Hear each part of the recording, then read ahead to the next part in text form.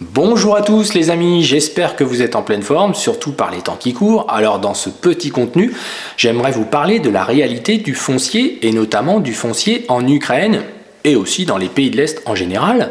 On a déjà fait 3 vidéos sur mon voyage en République tchèque où j'avais rencontré 2 agriculteurs français installés là-bas, mais aussi un agriculteur français installé en Pologne, un autre en Lituanie et on avait même été en contact avec un Français en Ukraine qui travaille là-bas depuis plus d'une dizaine d'années. Et en ce moment, sur Internet, qu'est-ce qu'on voit? On voit des gens qui racontent n'importe quoi. Évidemment, le n'importe quoi est toujours plus diffusé que les choses réelles, et notamment le fantasme que les Américains seraient à la manœuvre pour s'accaparer les terres ukrainiennes avec des investisseurs comme BlackRock qui sont derrière en embuscade et qui vont inonder l'Europe. Alors, ils inondent l'Europe de produits agricoles, c'est un fait, mais ce ne sont pas les Américains qui nous les envoient et ce sont encore moins eux qui achètent les terres, car vous allez voir qu'en Ukraine, ça ne se passe pas du tout comme ça. Alors, si vous êtes intéressé pour avoir des éléments factuels et réels de ce qui se passe vraiment en Ukraine, vous êtes au bon endroit. Bienvenue sur la chaîne Sam, agriculteur indépendant, et on est parti.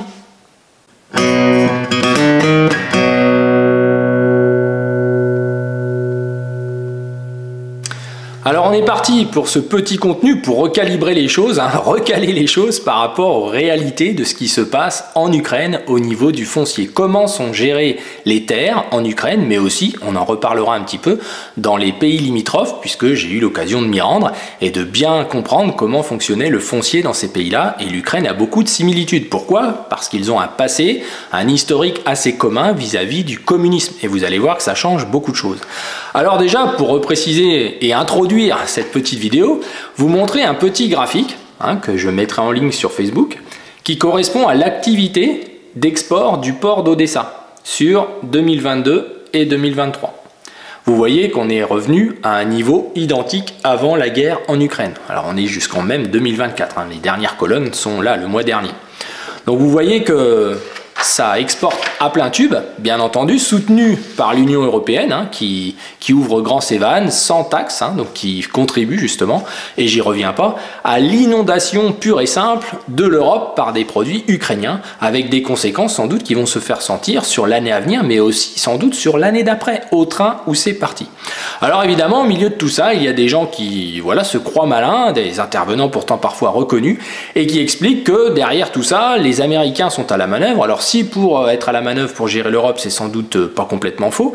Par contre, qu'ils achèteraient des terres ukrainiennes soutenues par des grands groupes privés comme BlackRock. Vous savez, pour ceux qui ne connaissent pas BlackRock, c'est un grand groupe financier privé qui détient beaucoup de dettes d'État, dont certaines parties de dettes de la France, mais comme beaucoup de pays d'Europe d'ailleurs.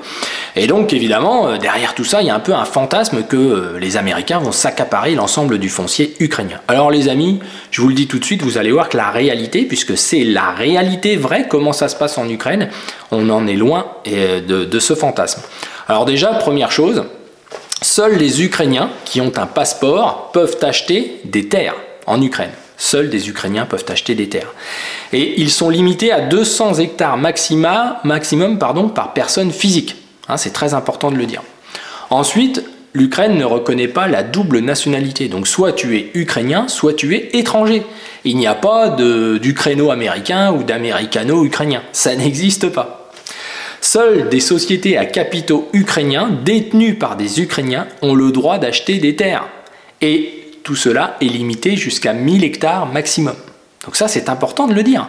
Donc on en avait parlé quand on avait parlé de l'Ukraine. Il y a évidemment 90% des terres en Ukraine qui sont détenues par des Ukrainiens. Les groupes occidentaux sont minoritaires. C'est 5-7% si on ajoute après à quelques gros propriétaires qui sont justement ukrainiens. Donc ça, c'est important. Donc aujourd'hui, si vous prenez une ferme de 10 000 hectares en location à plusieurs, on peut avoir plus de 3000 propriétaires terriens, il faut quand même le savoir, issus justement de ce communisme, on va en parler. Et ils sont ukrainiens, les propriétaires.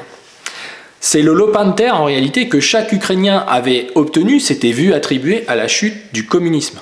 Et contrairement à ce qu'on pense, très peu d'Ukrainiens veulent vendre leurs terres, car ils ont un bon rapport de retour de location de terre. C'est pas du tout comme en France. Les loyers vont de 150 à plus de 400 € de l'hectare.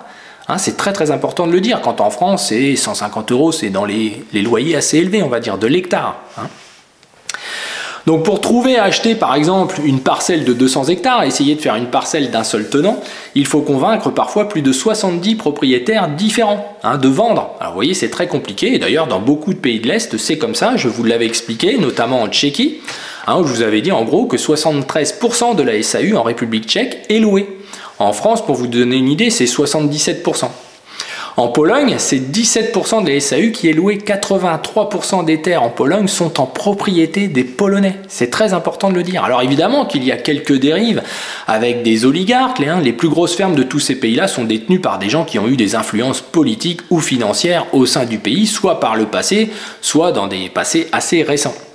Les baux sont indéfinis dans les pays de l'Est, et en Ukraine on va voir que c'est un petit peu différent, et résiliables 1 an à l'avance. 5 à 10 ans maximum. On a aujourd'hui en France des baux sur 18 ans, 9 ans, des baux de carrière sur 25 ans, donc ça c'est quand même des grosses différences. La sécurité du foncier avec le droit de préemption, etc., ça n'existe pas dans ces pays-là. C'est 5 à 10 ans maximum. Alors pourquoi les propriétaires ukrainiens ne sont pas enclins à vendre et qu'ils ne vendront pas en plus à des étrangers puisqu'ils n'en ont pas le droit? La rentabilité des terres est bonne, car les propriétaires ukrainiens louent leur lopin de terre qu'ils ont reçu gratuitement de l'État ukrainien et des sociétés agricoles. Et les loyers, comme je l'ai dit, sont plus élevés qu'en France. Alors, je vais vous montrer l'exemple d'une photo d'un cadastre. Donc ça, c'est en Ukraine, vous voyez. Donc là, c'est une image. Vous voyez tous les petits lopins de terre, puisque les lopins de terre font en moyenne 3 hectares. 3 hectares. Donc pour constituer des parcelles viables et performantes pour l'agriculture d'aujourd'hui, vous voyez que c'est un gros challenge pour tous ceux qui se lancent, pour les agriculteurs présents qui travaillent la terre là-bas. Tout ce qui est en blanc, c'est des personnes qui sont décédées sans héritier, et dans ce cas-là, la terre revient à la commune. Donc vous voyez, il n'y a pas d'évaporation, il ne peut pas y avoir d'accaparement du foncier, en tout cas en l'état actuel des choses, même si, comme je vous l'avais dit, l'entrée en Europe éventuelle de l'Ukraine va faire flamber le foncier en Ukraine, car il n'était pas cher du tout, 10 fois moins cher qu'en Europe pour le moment. Donc évidemment, tous les propriétaires fonciers de ces pays-là savent qu'ils sont aussi sur une manne potentielle si demain, ils venaient à rentrer en Europe. Alors les baux en Ukraine sont de 7 à 10 ans en moyenne, un peu comme dans les pays de l'Est limitrophes. Il y a interdiction par l'État, l'État interdit, de signer des baux de moins de 7 ans pour éviter ces espèces de fluctuations et ces changements perpétuels. Et il n'y a pas de reconduction tacite des baux. Donc vous voyez, le risque foncier est très important et on l'a vu aussi dans les pays limitrophes occidentaux de l'Ouest, même si l'Ukraine va bientôt en faire partie, a priori. Alors vous voyez les amis, l'idée de cette toute petite vidéo, c'était d'éviter les fantasmes. On a assez de soucis comme ça, sans en plus s'imaginer des choses pareilles. Par contre, que les Américains nous manipulent à longueur de temps pour d'autres choses, ça, je ne suis pas un spécialiste, mais j'ai comme une petite idée que c'est quand même pas complètement faux, et ça dure depuis la Seconde Guerre mondiale, a priori.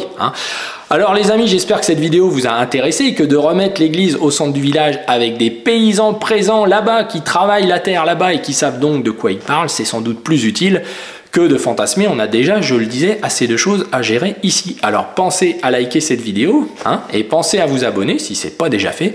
Et je vous dis rendez-vous dans la prochaine vidéo qui sera mercredi soir où on parlera notamment des coopératives agricoles et de l'esprit coopératif. Alors là, je sais que c'est un sujet qui va vous intéresser. Alors les amis, je vous dis à mercredi.